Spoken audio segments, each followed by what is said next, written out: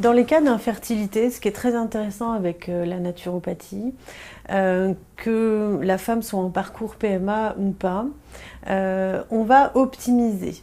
On va optimiser les traitements, on va faire en sorte que son alimentation soit adéquate. Bien souvent, on travaille sur des phénomènes inflammatoires.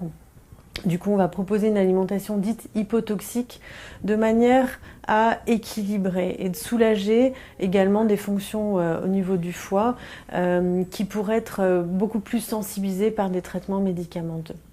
Ensuite, les gens viennent à la naturopathie pour des troubles digestifs, des problématiques de sommeil, de stress, mais également sur des problématiques d'allergie et d'intolérance alimentaire.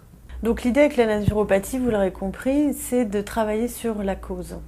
Dans les troubles d'infertilité, on trouve très souvent des problématiques empêchantes gynécologiques comme des troubles de l'endométriose, de l'adénomiose. Mais on va avoir une vision beaucoup plus globale, c'est-à-dire pourquoi est-ce que ça s'est installé aussi. On travaille beaucoup sur les notions du microbiote, c'est-à-dire de la flore intestinale. L'idée du naturopathe, c'est de lever les barrages. Bien souvent, on a des causes qui sont liées à des perturbateurs endocriniens, des problèmes de thyroïde, de dysfonctionnement thyroïdien, pas que des problèmes hormonaux, et on trouve très souvent, de manière très sous-jacente, une hypersensibilité au sucre. On peut appeler ça un début de diabète, qui sont des perturbateurs par rapport à la procréation, c'est-à-dire aussi à la subdivision cellulaire.